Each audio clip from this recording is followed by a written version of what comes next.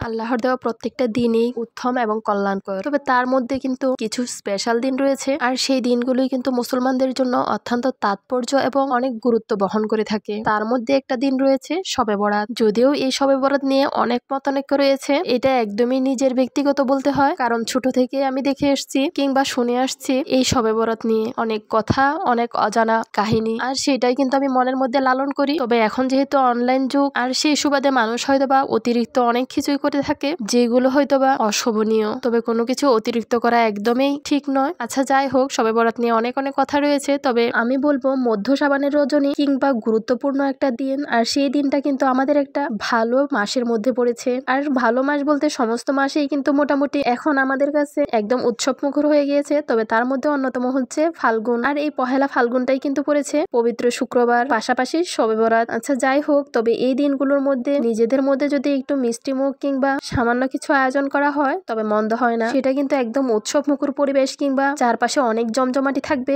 এমনটাও কিন্তু নয়, একদম ঘরোয়া পরিবেশে নিজের মতো করে যার যার ইচ্ছা স্বাধীন। ছোটবেলা থেকে কিন্তু আমি এই জিনিসটাই দেখে এসেছি, যদিও অনেক আহামরি করে কোনো কিছুই করা হতো না, একদম সিম্পল ভাবে নিজেদের মতো করেই কিছু একটা করা। আর এই সিজনটাতে যেহেতু গাজরটা অ্যাভেলেবেল পাওয়া যায়, একদম ফ্রেশ থাকে, সেটা দিয়েই কিন্তু বানিয়ে নিলাম গাজরের হালুয়া। রান্না বিষয়ে কিন্তু প্রত্যেকে অনেক বেশি পারদর্শী, তবে অনলাইন সুবাদে কিন্তু যারা রান্না বান্না নাও পারতো তারাও কিন্তু মোটামুটি অনেক ভালোই পারে। আমরা অবশ্যই যে রান্নাগুলো একদম সহজ লাগে সেইগুলোই করে থাকি কিংবা সেগুলোকেই ফলো করি। আচ্ছা যাই হোক, শবে বরাত নিয়ে যেহেতু কথাটা শুরুই করেছিলাম, তবে শবে বরাত নিয়ে কথাটা একটু শেষই করি। আমাদের দেশে কিন্তু বিভিন্ন মাযহাবের লোক রয়েছে, লোকের পাশাপাশি এখন কিন্তু বিভিন্ন হুজুরও রয়েছে বিভিন্ন মাযহাবের, আর তারা কিন্তু প্রথম থেকে সেরকম ভাবে ডিক্লেয়ার দিয়ে থাকে না যে এটা এই মাযহাবের। যখন আমরা অন্য একটা মাযহাবের ওয়াজ শুনি কিংবা কথাগুলো শুনি, তখন আমাদের নিজেদের মধ্যে বিভ্রান্তিতে পড়ে যায় যে এত বছর আমরা কিভাবে কি পালন করলাম, তার পাশাপাশি এখন কি হচ্ছে।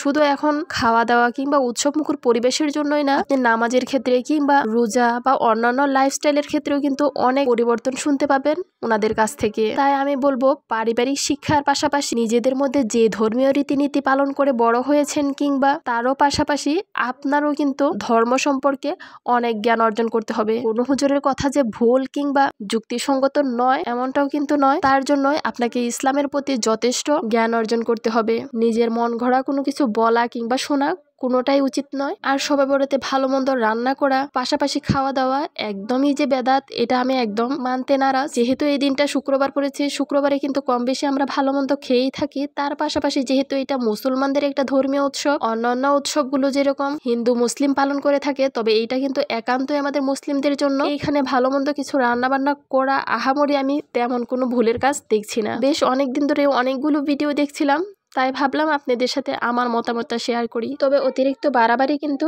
একদমই ঠিক নয়। সবশেষে একটা কথাই বলবো, মহান আল্লাহ রাব্বুল আলামিন যেন আমাদের প্রত্যেককে ভালো রাখে, সুস্থ রাখে এবং দ্বীনের প্রতি জ্ঞান অর্জন করার তৌফিক দান করে।